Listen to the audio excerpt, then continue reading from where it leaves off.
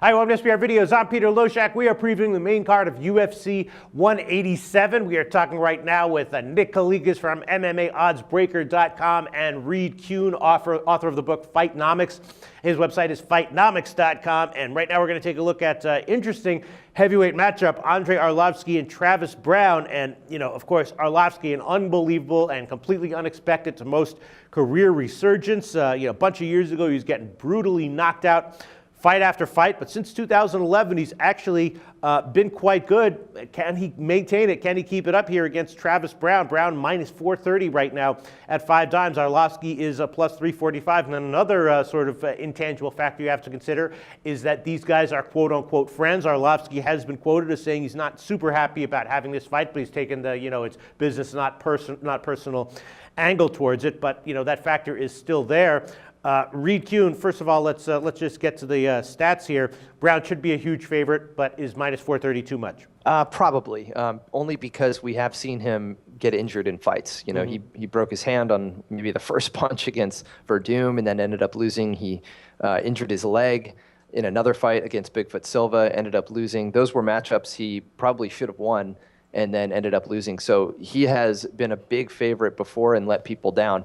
Now, banking on an injury is kind of an extreme thing to do, but it shows you how much volatility there is, especially in the heavyweight division, right, where you can't give yourself an injury like that and then still hang in there and win, because these are heavyweights and they're just going to eat each other up. So I agree that Browne is probably the favorite here. The fact that these guys both train at Jackson's kind of muddies the waters, and it makes you wonder how aggressive they're really going to be, because they do both have a lot of power, and Browne is the more durable of the two, and that's why I would lean his way.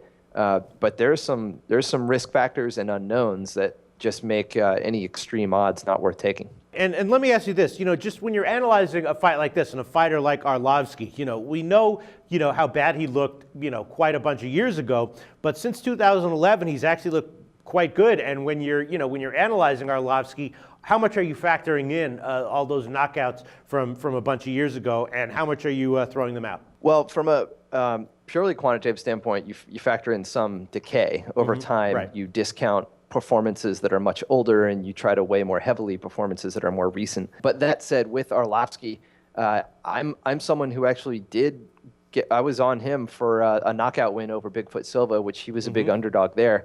The fight against Schaub I thought was going to be much closer, and it was. He got the squeaker decision, but I personally think it went the other way for Schaub. So I am not a huge proponent that Arlovski is truly back as a dominant heavyweight. Even though I did pick him to win his last fight, I still think he's out of his league with Browne. Browne is just a physically different specimen, and I think he's more well-rounded and can get it done anywhere. Let me just ask you this, from a quantitative perspective, how do you deal with the factor that they're quote-unquote friends? I mean, that does matter, right? Or do you just throw it out? It's hard to put a number on that.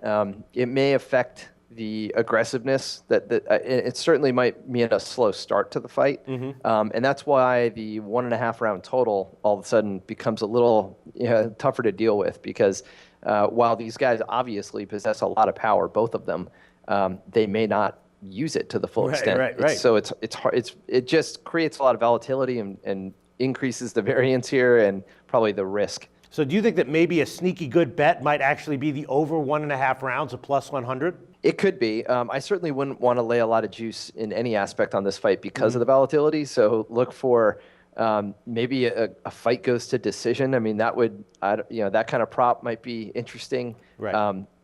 Yeah, you don't want to lay juice though here. So in general, any big underdog line you think probably has some merit in this fight because of the volatility. All right, Nick Kalikas, huge favorite line here. Has the public been biting on this? A little bit, not much though. I opened at 405, and like you said, it's around 430 or so. So a little bit more parlay action coming in on Travis Browne.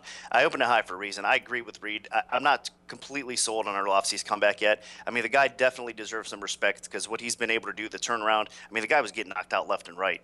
And now he seems to be a little bit more confident, knowing he could take a punch a little bit better. I don't think that's going to change. His chin is not going to get better with time. I think it's only going to, get worse a little bit still, even if he hasn't been getting KO'd as often. I think it's there. And Travis Browne could definitely KO him on the feet. Yeah. The scary thing is the wrestling department here belongs to Browne as well. So I do think that regardless where this fight takes place, I mean, Browne can really dominate this fight. Now, the weird thing is, I mean, Browne has had some weird moments in the heavyweight division. I mean, against Verdum, everybody was shocked that Verdum was able to outstrike him like he did. And then, of course, dating back to the Bigfoot Silva fight, I mean, that was just strange as well when Silva ended up finishing him with that little leg injury or whatever happened as well.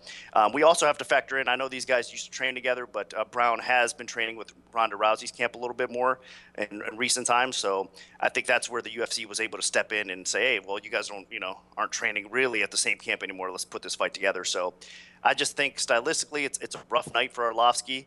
I'd be very surprised. He always has a puncher's chance. I mean, the guy has a lot of knockout power, very skilled on the feet. But against Browne, I think Browne should be able to survive it. I think Browne should be able to get this fight to the floor if he wants and do some damage there as well. Or he could possibly test that chin and knock Arlovski out. All right, well, I'll tell you, I think my pick on this one would be over 1.5 rounds at plus 100.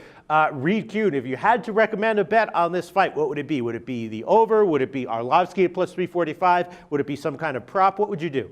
I think the over is a good play here. It's priced reasonably. The limit is very low, only 1.5 rounds. So these guys only need to delay and stall and have some feeling out time and respect each other just so in order to get us over that limit. Otherwise, you put Browne in a multi-fight parlay with some other of the clear winners, and that would be the best way to utilize his line. Reed Kuhn and Nick Kalikas, thanks so much for joining us today.